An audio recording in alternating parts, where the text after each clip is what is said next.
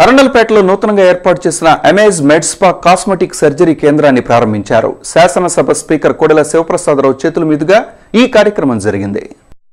ఆధునిక ఆహారపు అలవాట్లతో అనారోగ్యానికి గురయ్యే బాధితులకు అమేజ్ మెడ్స్పా వరమని డాక్టర్ కోడెల శివప్రసాదరావు అన్నారు. అరండల్పేట 10వ లైన్లో ప్రముఖ cosmetic surgeon doctor Sumitha Shankar నిర్మించిన మెడ్స్పా కేంద్రాన్ని బుధవారం ప్రారంభించారు.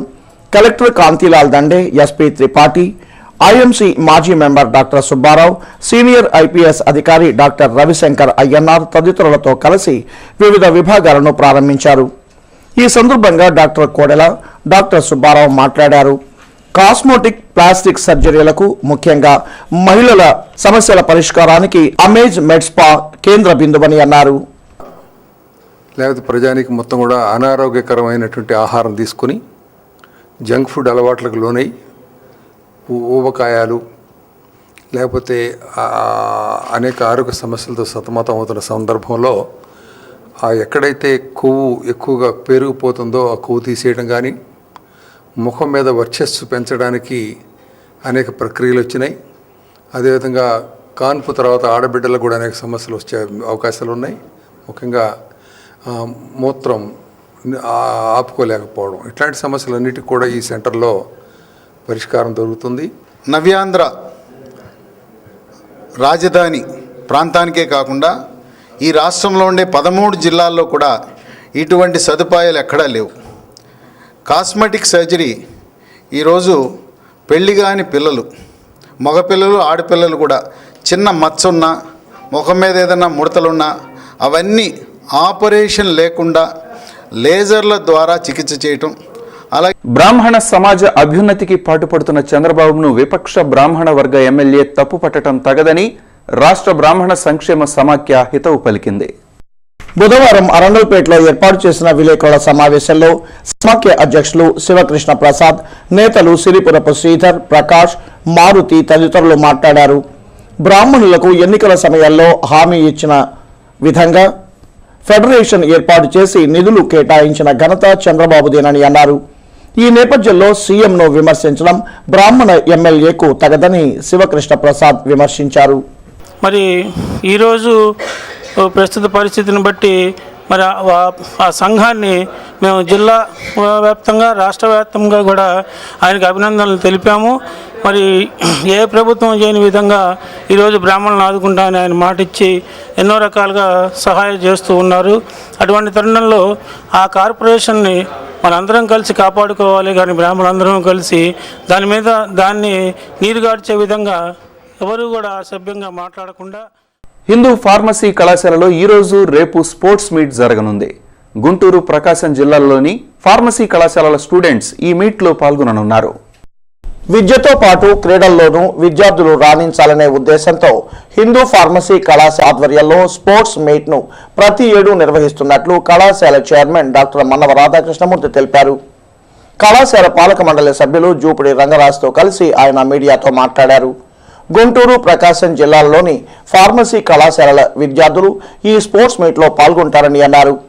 షటిల్, బ్యాడ్మింటన్, వాలీబాల్, క్యారమ్స్, చెస్లతో పాటు ఇతర క్రీడల్లో పోటీలు జరుగుతాయని అన్నారు. ఈ స్పోర్ట్స్లో పాల్గొన్నప్పుడు చాలా పిల్లల్లో మంచి అవగాహన, డిసిప్లైన్, వాళ్ళు వేరే వేరే కాలేజెస్ నుంచి అనేక కాలేజెస్కి మీట్ అవుతున్నారు కాబట్టి, అనేక కాలేజీ నుంచి వచ్చే విద్యార్థులు మీట్ అవుతున్నారు కాబట్టి వాళ్ళకి ఇక్కడ ఒక వర్గం కానీ, ఒక క్యాస్ట్ కానీ అటువంటి తారతమ్యాలు లేకుండా మంచి అవగాహన, ఫ్రెండ్షిప్, అండర్స్టాండింగ్ అన్నీ కూడా వస్తాయని చెప్పి మేము ఊహిస్తున్నాము. మంగళగిరి మండలం నీరుకొండ గ్రామానికి చెందిన స్వరాజ్యమ్మ అనే మహిళ నవ్యాంధ్ర రాజధాని నిర్మాణానికి ₹1 కోటి విరాళం ప్రకటించింది.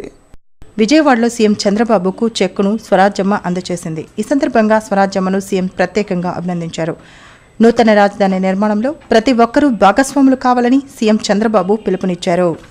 వేముల రోహిత్ ఆత్మహత్యకు కారకులైన దోషులను శిక్షించాలని కోరుతూ లాడ్జి సెంటర్లో సాగుతున్న రిలే దీక్షలు 11వ రోజుకు చేరుకున్నాయి. ఈ సందర్భంగా రిపబ్లికన్ పార్టీ అధ్యక్షులు భగత్ సింగ్ మాట్లాడుతూ మనువాద ప్రభుత్వం దిగివచ్చి రోహిత్ కేసులో దోషులను శిక్షించే వరకు పోరాటం తప్పదని హెచ్చరించారు. ఆర్టీసీ ఎన్నికల్లో కార్మిక పరిషత్ ఎవరితోనూ పొత్తు పెట్టుకోదని జిల్లా టీడీపీ స్పష్టం చేసింది. పార్టీ జిల్లా అధ్యక్షులు జీవి ఆంజనేయులు కార్మిక పరిషత్ నేతలతో సమావేశమయ్యారు. ఈ నెల 18న జరిగే గుర్తింపు సంఘం ఎన్నికల్లో కార్మిక పరిషత్ విజయం సాధిస్తుందని ఆయన ధీమా వ్యక్తం చేశారు. కార్మిక పరిషత్ ద్వారానే కార్మికులకు న్యాయం జరుగుతుందని తెలిపారు. ఆర్టీసీ ఉద్యోగులకు 43% ఫిట్మెంట్ ఇచ్చిన ఘనత టీడీపీ సర్కార్దేనని ఆయన గుర్తు చేశారు. బులెటిన్ ముగించే ముందు హెడ్లైన్స్ మరోసారి. ఎన్టీఆర్ జలసిరి పథకాన్ని సమర్థవంతంగా అమలు చేయండి. అన్ని ప్రాంతాలలో భూగర్భ జలాలు పెంచండి. అధికారులకు సీఎం చంద్రబాబు ఆదేశం.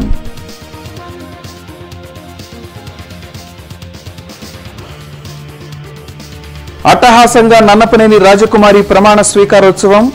ఆడపడుచులు ధైర్యంగా జీవించేలా మహిళా కమిషన్ అండగా ఉండాలని డిప్యూటీ సీఎం చినరాజప్ప సూచన.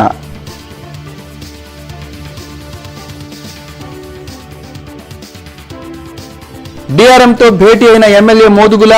ట్రాఫిక్ సమస్య పరిష్కారానికి అరండల్పేట బ్రిడ్జిని విస్తరించాలని వినతి.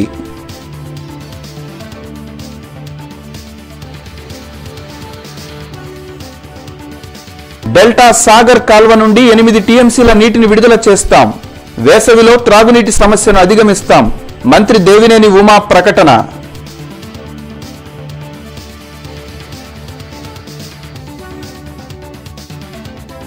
చంద్రబాబు మాటలను వక్రీకరించి కుల రాజకీయాలు చేస్తున్న వైసీపీ. రాష్ట్రంలో మత విద్వేషాలు రెచ్చగొడితే సహించేది లేదు. టీడీపీ నేతల హెచ్చరిక. ఇవి బులెటిన్ విశేషాలు. మరిన్ని అప్డేట్స్తో మరో బులెటిన్లో కలుద్దాం. నమస్కారం.